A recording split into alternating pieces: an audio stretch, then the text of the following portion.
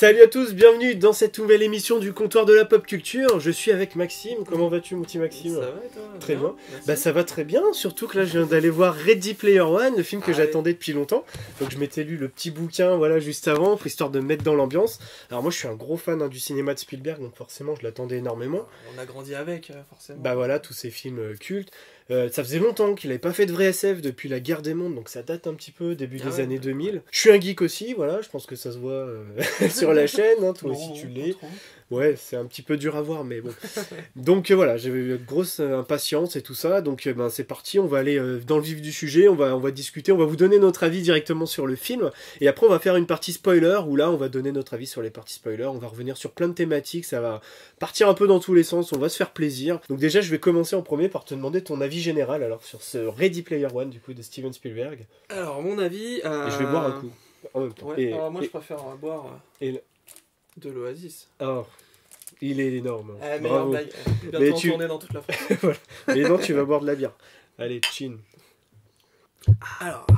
Alors vas-y. Alors moi j'y allais pas reculons, mais j'avais un peu peur. Voilà, j'avais un peu peur, j'ai regardé quelques bandes annonces. Voilà, j'avais peur qu'il y ait trop de références, que ce soit un peu balancé au visage. Et en fait non, j'ai passé un super moment. Les 2h10, 2h20 du film, je les ai pas vus passer. Voilà, j'étais tout de suite embarqué et je suis allé jusqu'à la fin. Tranquille. Ok, et ben moi aussi très, très satisfait. Enfin, bon, c'est vrai que je baignais dans le bouquin que je venais de lire, qui est assez costaud, assez dense en informations. Ça faisait un mois que t'en parlais. Voilà. T'étais au taquet. Donc du coup, en fait, il est... Donc j'en suis satisfait du film au final. Après peut-être un poil un peu déçu par rapport au côté un petit peu, je vais dire, léger un petit peu du film, par rapport au bouquin qui est plus grave, plus sérieux dans les thématiques, notamment hors geek. Bon, je peux le dire tout de suite, par exemple dans le bouquin on ressent vraiment qu'on est dans un monde pauvre où il y a beaucoup de pauvreté, il y a une grosse crise énergétique, les gens n'ont pas de sous, il y a une crise économique, une crise écologique, le côté social on le sent bien, la disparité entre les gens qui vivent dans leurs petits trucs, qui n'ont pas de sous, qui sont à la limite en train de mourir et tout, avec les gens très fortunés qui vivent dans des grandes tours d'ivoire. Là, on le ressent moins, c'est un ton plus léger. Là, c'est vite, ils en parlent, mais c'est vite expédié, voilà, ils s'étalent pas dessus et...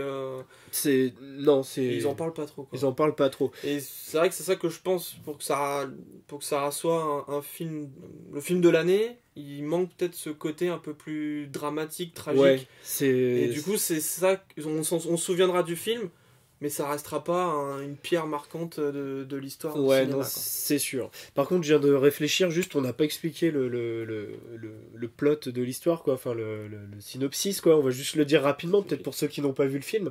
Donc en fait, on est en 2045, dans un monde, un peu, c'est une dystopie, il y a eu un gros bouleversement économique et climatique, énergétique, mais c'est pas autant soulevé que dans le bouquin, et du coup, les gens vivent entassés les uns sur les autres, en gros c'est ça, il y a une pauvreté extrême, et la seule façon de s'évader c'est dans une espèce de super internet en réalité virtuelle qui se fait avec un casque qui s'appelle l'Oasis, créé par James Hallyday, donc qui est un créateur de génie. Alors, malheureusement il casse sa pipe, alors désolé pour Laura Smet et puis David Hallyday, mais il n'y a rien pour vous dans le testament. Donc tout est légué en fait, dans son testament, ce qu'il dit, c'est qu'il a caché une espèce d'œuf de Pâques, un objet, et la personne qui trouve cet objet dans cette oasis héritera de sa fortune et aura le contrôle total de l'oasis. Et on va suivre Wade, qui va petit à petit gravir les échelons pour se rapprocher de cet œuf de Pâques. Et puis combattre la multinationale qui, elle, veut s'emparer du pouvoir, mais à des fins commerciales, et pouvoir s'enrichir, et bien sûr, il y a cette dualité, voilà. David contre Goliath, quoi. Alors la grosse question, tu l'as un petit peu abordée, c'est qu'il y a beaucoup de gens qui avaient peur du fait qu'il y ait trop de références dedans. J'ai vu pas mal de critiques aussi sur YouTube, il y en a qui ont aimé, d'autres qui ont moins aimé justement à cause de cette orgie de références. Alors toi, ton avis personnel là-dessus, comment est-ce que tu t'es senti quand tu as vu toutes ces références? Comment tu les as digérées ou comprises? Déjà, voilà, il faut savoir, pour apprécier le film, il faut être sensible à la nostalgie, ça c'est clair. Si on n'y est pas sensible, si on s'en fiche des trucs de ton enfance, ça marchera moyennement.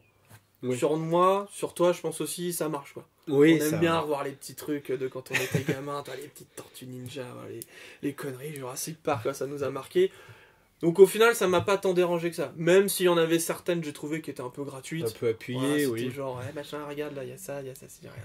Bon, mais ça franchissait rarement la ligne rouge, et ça restait toujours, après il faut toujours avoir en tête que c'était un jeu vidéo. Bah oui. Donc au final non, ça passait. Moi j'ai pas été dérangé. Surtout que dans l'Oasis, en fait, on peut se créer, en fait c'est un monde où on peut créer aussi des mods et des skins. Du coup, les personnages qui jouent là-dedans, ce sont des geeks qui ont des références de la pop culture comme nous. Et bah, qu'est-ce qu'ils font? Ils se font des skins à leurs personnages préférés. Enfin, je veux dire, moi, j'irais dans l'Oasis, je sais pas, je me mettrais sûrement en skin Batman, tu vois, pour le délire, quoi. Ouais, donc, ou en Link, ou voilà, en Link ou autre chose. Donc, forcément, c'est normal qu'on voit toutes ces personnes qui utilisent ce monde virtuel pour être dans la peau de leur personnage virtuel préféré, voilà quoi. Alors c'est pour ça aussi que les personnages n'ont pas de pouvoir. Donc ça c'est une critique que j'ai vue souvent. Pourquoi aussi, la DeLorean elle peut pas remonter le temps? Mais c'est un skin, c'est un mode en fait.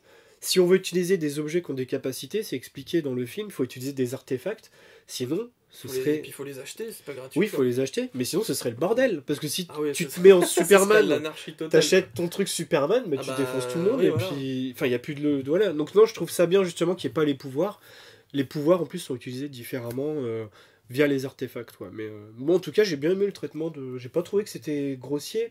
Tu vois, par exemple, je sais pas, la DeLorean, on nous fait pas des gros inserts. Vous avez vu, c'est la DeLorean de retour vers le futur, machin. Ouais.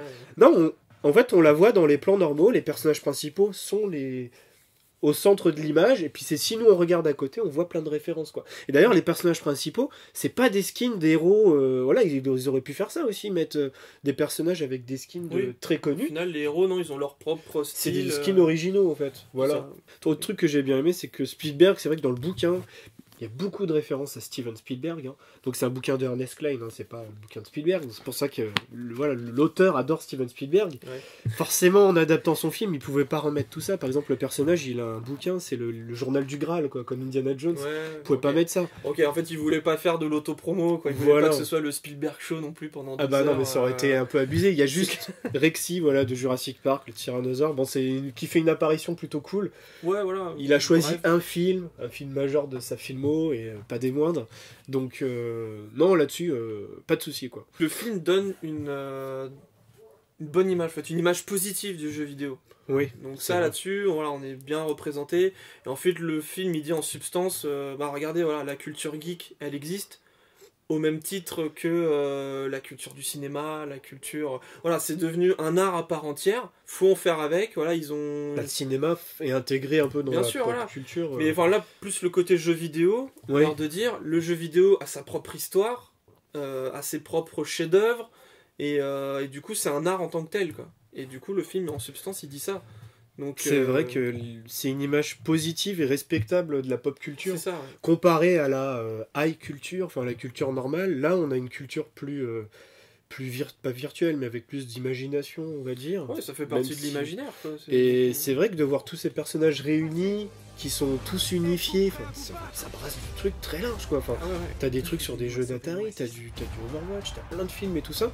Et en fait, des fois, pendant que je regardais le film, j'avais c'est un peu con, mais une certaine fierté à faire partie de cette culture, tu vois. Je me disais, je comprends tous les trucs et je trouve ça cool que ce soit utilisé là-dedans, quoi. Ce qu'on peut dire aussi, peut-être, c'est par rapport à l'histoire. L'histoire, c'est vrai qu'il faut pas s'attendre non plus à un truc le scénario, il est ultra basique, quoi. Il est très basique. Le grand méchant. Mais après, en même temps, c'est construit comme un jeu vidéo. Oui, il y a le héros, il y a le fait d'avoir une sorte de guilde, il y a des quêtes, il y a des objets à trouver, des indices, il y a des niveaux, il y a des sortes d'épreuves, de boss, enfin, au final tout est construit comme un jeu, quoi. Comme un jeu vidéo cliché, parce qu'aujourd'hui les jeux vidéo, il y en a qui sont pas du tout comme ça, mais... Voilà, les jeux vidéo à l'ancienne, quoi. Oui, voilà, avec des objectifs, des indices. J'ai senti aussi vraiment que ça fait du bien, tu vois, de retrouver un film de Spielberg un peu... Alors c'est vrai qu'il est plus léger, mais où il se lâche au niveau de son imagination, de sa SF. Et j'étais content de retrouver la thématique chère à Spielberg par rapport à l'enfant et à l'imaginaire. Ah oui, c'est ça que... c'est vrai que là, on suit que des gamins, quoi. Et c'est vrai que depuis plusieurs films, là, Cheval de guerre, encore, il y avait des gamins, mais genre Lincoln, Le Pont des Espions, je crois que c'est Pentagon Papers. C'est des films très lourds, très graves, avec une filmo très sombre et tout ça. Et là, ça fait du bien. Il s'est fait plaisir, il s'est lâché, et ça se ressent vraiment, quoi. Donc moi j'ai trouvé ça génial, avec encore le regard vers l'enfance. Je reviendrai dans la partie spoiler avec un exemple. Les effets spéciaux, toi, est-ce que t'as trouvé qu'on en avait... que ça en faisait trop des fois, ou que c'était un peu too much ou... Non, parce qu'on est dans un monde virtuel en fait. Ouais. Et justement, des fois tu regardes des films, tu peux regarder, je sais pas, des Marvel, des trucs comme ça, tu peux avoir un décalage, tu te fais... Ah, là on voit que c'est en synthèse, ça jure un petit peu, tu vois les rhinocéros dans Black Panther comme on avait dit.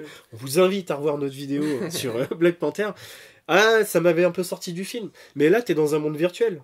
Du coup, il y a zéro décalage. Parce que tu peux pas te dire, ah ça fait pas vrai, c'est virtuel. À part dans le monde réel, t'as 2-3 scènes d'action et encore. Du coup, je trouve qu'il y a une cohérence totale en fait, et les effets spéciaux en plus ils sont époustouflants. Enfin, faut. C'est vrai que ne serait-ce que la scène de course-poursuite, ça je pense que c'est ça vraiment par contre, du spoil, il y a une scène... belle course en quasi ça, par plan contre, séquence. c'est une scène qui marquera, il y aura un avant et un après quoi. Elle est complètement folle cette scène, enfin... Les mouvements et du coup le fait que tu sois comme ça en image virtuelle, ça permet des plans de caméra complètement dingues quoi. Ah, la caméra qui passe à travers la voiture, qui ressort derrière. Enfin, cette scène elle était vraiment très péchue, on était accrochés au siège. Et limite, on aimerait bien avoir un jeu vidéo comme ça, quoi. Ouais, c'est clair. Avec King Kong, le T-Rex et machin, enfin, ce serait c'est clair. Une sorte de Trackmania. Ou c'est un peu à la Motorstorm. Ouais, Apocalypse sur PS3 avait fait un peu ça, mais là, c'est vrai que... j'ai envie de la revoir cette scène en fait. C'est une scène, tu sens que tu peux la revoir plein de fois et pas t'en lasser quoi. C'est vrai que ça c'était un moment très fort du film. Non, visuellement le film est vraiment bien réussi. Enfin, il y a de super effets, des super plans et tout. Enfin, les designs sont cool et tout au niveau. Alors dans le bouquin c'est plus des planètes, on sent vraiment qu'on est dans un univers avec plein de planètes. Là c'est un petit peu moins ça, mais il y a quand même des super visuels quoi. Enfin, juste pour terminer, avant de partir à la partie spoil, peut-être des petits défauts quand même. Moi je l'ai dit déjà, je trouvais que le ton était un peu plus léger connaissant Spielberg. J'aurais bien aimé qu'il apporte un peu plus de pas de côté dramatique, mais un peu plus de réflexion sur le côté tu vois, écologique et économique. Qu'on ressente un peu la gravité du monde dans lequel on est, en opposition à l'Oasis où tout le monde se lâche. Bah là non, t'as moins ce côté-là. Puis après, bon là c'est plus sur le côté geek, ça va être un petit manque de références. Alors le film, c'est un film Warner, ils ont déjà pu avoir pas mal de références, ils ont eu Universal pour Retour vers le futur. Je regardais les crédits moi à la fin, voilà, il y avait Bethesda, il y avait Square Enix. Ça m'étonne pas. Moi en fait je suis resté jusqu'à la fin pour voir s'il y avait une scène bonus, une sorte d'easter egg. Non. Ouais, c'est vrai que ça aurait été donc, cool. attendez pas bêtement la fin du générique, il y aura rien. Il y a rien. Mais tu vois, il manque en jeu vidéo, il y a quand même Nintendo qui est un truc gigantesque. Alors à un moment si j'ai vu, on voit un poster de Zelda, du premier. Apparemment, j'ai vu sur le net, après en visionnant des trucs, apparemment on voit Link et Zelda au loin, j'ai absolument pas vu. Il faut vraiment mettre pause et des moments. Toi, tu me disais que t'avais vu, on voyait un R2D2, moi je l'ai pas vu. Oui, à la fin, ouais. Oui, donc Nintendo, il y a rien. Tout ce qui est rattaché à Disney, donc tout les films, Marvel, même des fois il y a des Star personnages Wars. en dessin animé, enfin il y a rien du tout. Je veux dire, même pas Mickey. Voilà, Mickey c'est une icône de la pop culture. Il y en a pas, donc oui, Star Wars. Enfin, j'imagine, tu fais un monde comme ça aujourd'hui. Déjà dans le bouquin, il y en a. Il y a des trucs Star Wars, il y en a beaucoup plus, c'est tout. Évidemment. Là, il a pas pu quoi. Du coup. C'est surtout que Disney, à mon avis, ils ont dit OK, mais contre un bon gros chèque. À mon avis, ils se sont dit bon, ok, on va faire 100. C'est dommage. Et puis Marvel aussi, bien sûr. Il y a beaucoup de DC Comics. Forcément, c'est relié à la Warner Bros. Il y a du Batman, il y a du Harley Quinn. On voit le Arkham Knight à un moment qui sort d'un bâtiment et tout. Je fais, putain, c'est le Arkham Knight de Batman, Arkham. Toi, t'es souvent comme ça. Oui, c'est vrai que la Harley Quinn, c'était celle de Arkham City, aussi, ouais. T'as beaucoup de Mortal Kombat là aussi. C'est parce que c'est un jeu Warner Bros. Donc forcément, les mecs ils se sont lâchés quoi. Mais Marvel, il n'y a pas un Spider-Man, il n'y a pas un Iron Man, il n'y a pas un Captain America, il n'y a pas un Hulk, enfin il n'y a pas... Bah ouais, c'est un peu con. C'est un peu con qu'ils aient pas fait un peu plus de forcing, ça, c'est des histoires de gros sous, quoi. Donc il y a un truc sur lequel aussi, c'est des petits détails, mais sur lesquels des fois on tique un peu. Après c'est des problèmes techniques, quoi, mais notamment il y a quelques scènes un peu choquantes, hein, quand on voit par exemple quand c'est la bataille finale et que là du coup on est avec le personnage dans le monde réel et qu'on voit tous les gens avec leur casque dans la rue et puis en fait qui courent sur le trottoir mais avec leur casque de réalité virtuelle sur le nez. Sans se péter la gueule. Ouais, on se dit, ils vont se manger, ils vont se faire écraser, ou ils vont se bouffer un poteau. Mais Et ouais, il y a quelques trucs comme ça, des fois, bon, voilà, ils nous prennent un peu pour des... Ouais, c'est dans l'utilisation de l'Oasis, on sait pas trop comment ça fonctionne, quoi. Ah ouais, au début, on voit sur la scène, au début, quand ils descendent chez lui, on voit que les gens sont dans leur salon, quoi. Ils sont dans un univers... dans un espace fixe. Dans un espace clos. On les voit même des fois, quand Wade, qui est attaché à des endroits avec des câbles, pour pouvoir se mouvoir, mais non plus sans sur un tapis s'écarter. roulant. Sur un tapis roulant. Mais voilà, il y a des fois, certains endroits, voilà, il y a quelques facilités, c'est vite envoyé. Bah alors, dans le bouquin, au début, quand il est pauvre, entre guillemets, sa première version de l'Oasis, il contrôle tout au gant, en fait. Il marche et tout avec son gant, en fait. Deux gants.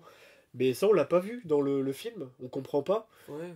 Et ouais, non, on comprend pas trop. Alors je pense qu'il y a plusieurs versions de l'Oasis. Et si, même dans le bouquin, de toute façon, on voit, même lui, il achète des trucs, il y a des versions plus ou moins évoluées. C'est un peu comme un PC, quoi. Tu prends un PC Ultra ou un petit PC. Mais ouais, le fait de courir dans la rue avec un casque VR, enfin, essayez, vous allez voir. Je pense, tu te prends des trucs et tout. Ouais, enfin, il y a quelques incohérences, des fois, qui te font un peu sortir du film quelques secondes. Tu fais, mais comment c'est possible? C'est un petit peu dommage. Ça aurait pu être évité avec du montage ou une petite phrase d'explication, voilà, sans faire plus que ça, quoi. Mais bon. Même lui, quoi, le fait à un moment donné, quand ils font exploser les piles là, qui tuent sa tante et bon, son beau-père qui a l'air complètement con. Mais enfin, lui, ça a pas l'air de l'atteindre plus que ça, quoi. Bah, il en reparle pas après. Plus que dans le bouquin. Ah ouais, d'accord, le bouquin, il s'en Dans le bouquin, c'est... T'as l'impression qu'il s'est rien pas. Il a perdu son hamster, quoi, tu vois. Mais elle est vraiment horrible, sa tante, dans le bouquin. Ah oui, celui-là, en fait, dans le bouquin, il a l'air plus ou moins sympa, c'est avec le beau-père qui a l'air complètement con. Ouais, non, là, c'est... Mais dans le bouquin, c'est vite fait. Puis, à mon avis, même dans les morts, il n'y a pas eu que... Enfin, c'est toute la tour qui est explosée. Non, puis, dans le bouquin, il y a plus de morts aussi dans les personnages principaux, c'est plus grave et tout ça. Il y a des trucs... Bon, je vais pas te dire si tu veux le lire, quoi, mais des personnages principaux qui meurent de manière assez tragique. Là, non, là, c'est... Tout le monde va à la fin, à pied, à Spielberg. Ça, en fait, bon, tu sens que les personnages, là, il peut rien leur arriver, quoi, en fait. Ah non, ils peuvent faire ce qu'ils veulent, ils risquent rien. Donc, c'est bon, c'est le happy, c'est le film d'aventure à la Spielberg, ça finit bien. Oui, c'est un film feel good, voilà. C'est pour, voilà, il a passé au bon moment, ouais. Bon, c'est pas... Voilà, il fallait le noter en tout cas. Bon, bah globalement en tout cas on est content.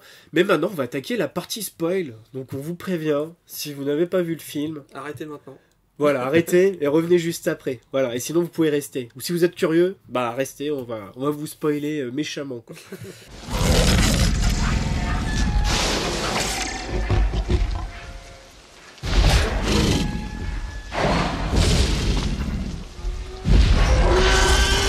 Tu veux commencer par quoi au niveau spoil alors? On est d'accord là-dessus, hein, ça va être la scène de Shining qui est assez bluffante. Et oui, parce qu'en fait dans le bouquin, il y a 3 épreuves pour retrouver l'easter egg, et dans le bouquin, chaque épreuve est rattachée à un film en fait. T'as le premier film, je crois que c'est avec Matthew Broderick, War Worlds, un truc comme ça. Alors j'écorche le nom, je vais le noter en dessous. Le deuxième film, c'est Blade Runner, et le troisième, c'est un film des Monty Python. Et donc là, il n'y a qu'une seule séquence comme ça, mais quelle séquence? Donc avec Shining de Stanley Kubrick. Et... Ouais. Ah, c'est pas choisi par hasard non plus, je pense. Hein, alors, on sait que c'est un hommage. Enfin, on sait que Spielberg et Kubrick étaient. Ils étaient amis. Il y avait un profond respect. C'est même limite son mentor. Et on sait que voilà, Steven Spielberg a réalisé Intelligence Artificielle aussi parce que Kubrick lui avait confié. Donc il a repris les travaux de Kubrick, l'histoire. Donc il y a des liens très très forts. Alors j'ai vu qu'il y en avait qui avaient crié au scandale et tout ça, que c'était un peu une facilité. Mais moi je trouve pas. Pourquoi? Ben non, il rend hommage justement à quelqu'un qu'il aime. À un moment donné, oui. Faut respecter les hommages aussi, pas arrêter de dire crier tout le temps au plagiat ou à la facilité. Un hommage, c'est un hommage, quoi. Après, c'est énorme. Et cette scène, visuellement, ils sont vraiment dans l'hôtel de Shining, quoi. Enfin, je sais pas si c'est en synthèse ou s'ils ont recréé le truc. Il m'a semblé entendre que c'était des décors reconstitués. Décors reconstitués. Et du coup, impressionnant, quoi. Dès le premier plan, on sait où on est. Enfin, pour ceux la qui musique, ont vu le film, quoi. La musique aussi et tout. Tu rentres dans le cinéma. C'est ouf, quoi. Et là, tu vois les persos qui sont très. T'as Wade, il est un peu relâché.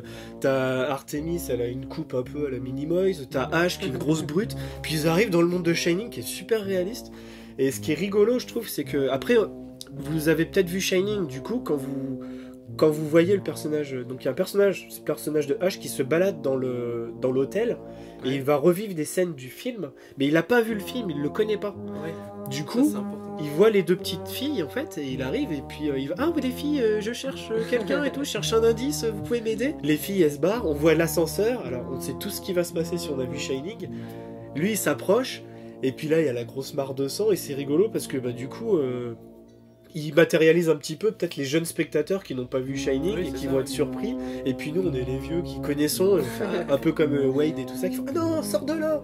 Et puis du coup, il y a du sang et tout ça. Enfin, c'est énorme. Pareil quand il va dans la pièce avec la jeune femme. Qui Oui, il se retrouve transforme dans en- la chambre 237, du coup il sait pas ce qui se passe. Bah ouais, et en plus enfin alors tu sais pas à ce moment-là que H, qui est une grosse brute, c'est une femme. Du coup, c'est un gros mec et puis il se dit ah je vais l'embrasser la nana et tout ça. Bon après t'apprends qu'elle est homosexuelle, du coup Ouais. tu comprends un peu mieux. Mais... Du coup, il embrasse la nana, et puis bon, bah, on voit que c'est un vieux zombie dans le reflet du miroir. Et pareil, bah, du coup, nous, en tant que spectateurs, on sait le ce qui sait. va se passer, ouais, mais, On le sait, voilà, on se dit, mais non, faut pas faire ça, faut pas faire ça. Et alors que lui, il fonce dedans parce qu'il a pas vu le film encore une fois. Donc j'ai trouvé bien de retourner dans ce film-là avec respect. J'ai pas trouvé que ça en faisait trop. Non, moi non plus. Je me disais, ce qu'ils vont pousser le vice jusqu'à remettre un Jack Nicholson en CGI jeune et tout ça. Non, après, il joue avec des thématiques, des grosses haches, tout ça. Et j'étais scotché, moi, pendant ce passage. C'est vrai que ça. J'aurais aimé à la limite qu'il y ait plus La de scènes. deuxième, ouais. Voir une deuxième scène dans cet esprit-là, voire même dans un autre jeu vidéo, quoi, à la limite. Oui, ouais. Dans, je sais pas, dans un niveau de. Un niveau iconique Oui. de Mario, de Tomb Raider. Ou... Le manoir de Resident Evil. Parce Voilà, qu'il y a pas mal c'est de vrai, c'est vrai Capcom. qu'il y a des dedans. trucs, ouais, Ouais. il y a des... On sait très bien qu'il y a des lieux iconiques du jeu vidéo. Bah, et, en fait, dans le bouquin, en fait, t'as vraiment des planètes. Tu vois, genre, j'imagine la planète Shining, en fait, t'y vas. Et t'as plein de maisons Shining partout. Et t'y vas, et Mhm. tu recommences le truc. C'est ça, en fait. Tu peux aller sur la planète Star Wars. Tu peux aller sur la. Enfin, pas Star Wars, mais sur les vraies planètes de Star Wars. Tu peux faire ce que tu veux. Donc, ils auraient pu pousser le truc encore plus. Ouais. Après, je pense que ça a été déjà un gros travail. Et, oui, je pense. mais tu vois que c'est peut-être ouais, la partie qui. Oui, c'est peut-être bien. Là, c'était sa référence à lui, perso, même si c'est aussi un joueur, Steven Spielberg. Le cinéma, il connaît et on voit qu'il nous l'a carrément Ah, montré. c'est la là. partie la mieux maîtrisée, voilà, parce que c'est la partie cinéma, quoi.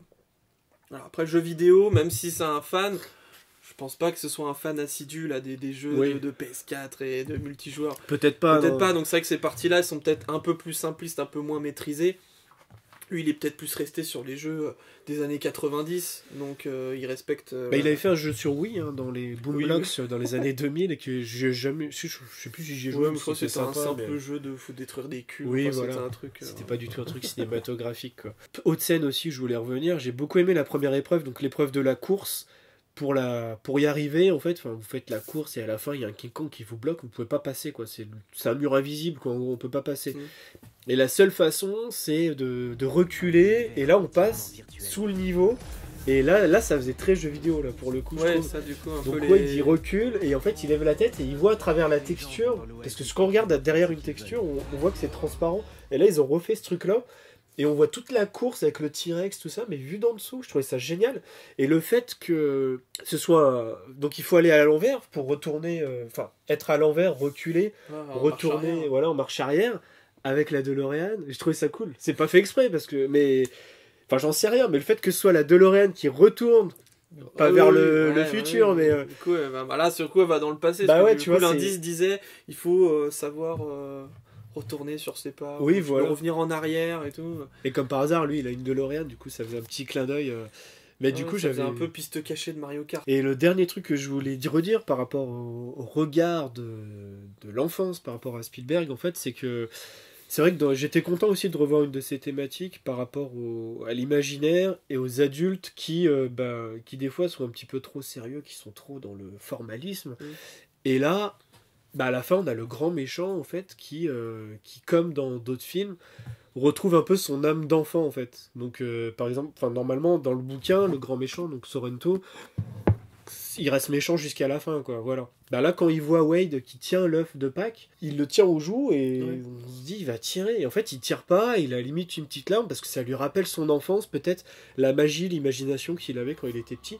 Et ça, c'est typiquement Spielbergien, quoi. C'est comme à la fin d'E.T., quand Case, il laisse E.T. partir parce qu'il a vu le lien avec Elliot. Il retrouve son âme d'enfant, alors que le mec, il chasse les extraterrestres. Enfin, c'est un super spécimen à étudier, E.T. Pareil dans Jurassic Park, Grant qui aime pas les enfants, à la fin, il les aime. Dans Hook, le père qui... Enfin, Peter Parker. Peter Browning qui redevient Peter Pan grâce aux enfants. Donc, il y a... J'ai beaucoup aimé ce regard de l'enfant. Enfin, c'est une thématique que j'avais un peu perdue, je trouvais, dans dans Lincoln, tout ça. C'était un peu sombre, c'était un peu grave, c'était un peu lourd. Là, il s'est relâché, ça fait super plaisir. Et c'est pour ça que j'ai beaucoup aimé le film, malgré les petites déceptions. Dernier point, ouais, qui nous a un petit peu énervé aussi avec Maxime, c'est la morale du film et du bouquin. C'est qu'en fait, à la fin, ils se disent, les jeux vidéo, le virtuel, c'est bien, mais le réel, quand même, c'est bien parce que c'est réel, au moins. Alors, je suis d'accord, c'est bien le réel, il faut avoir les pieds ancrés dans le monde réel, sinon tu perds tous tes repères et tout ça. Mais là, c'est genre, à la fin du bouquin, ils choisissent le réel, quoi. C'est pas, on va vivre les deux en même temps, et puis dans le film, c'est un peu pareil, là c'est encore pire, c'est genre, t'as le mardi et le jeudi, tu peux pas aller sur l'Oasis. Ils décident de 2 jours de... T'imagines le mec, moi je suis repos le jeudi à mon boulot, je peux pas aller sur l'Oasis, le seul jour de repos. C'est-à-dire que les gens, ils attendent dans leur caravane, comme ça.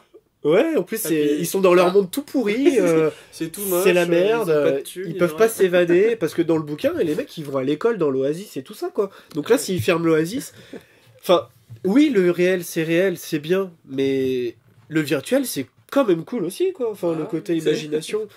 Il faut les deux, quoi. Il faut les deux. Enfin, je veux dire, l'être humain. C'était un peu la morale du daron, quoi, qui dit c'est bien, mais faut que va jouer dehors quand même. Hein. Ouais, voilà. Allez, va faire des trucs. C'est les gamins, bon, les réseaux sociaux, tout ça, c'est bien, mais c'est un peu ça. C'est pas faux, parce qu'il y en a peut-être qui en abusent. Après, je trouvais que ça manquait un peu de subtilité, quoi. Enfin, ça gommait un peu les avantages de tous ces univers. C'est vrai que ça détonnait un peu avec le reste du film, quoi. Ouais, bah, parce que dans le film, c'est que du virtuel, c'est que de la rêve, c'est que de l'aventure, tout ça. C'est vrai que ça, on s'y attend pas, quoi. C'est que de l'imagination, tu vois.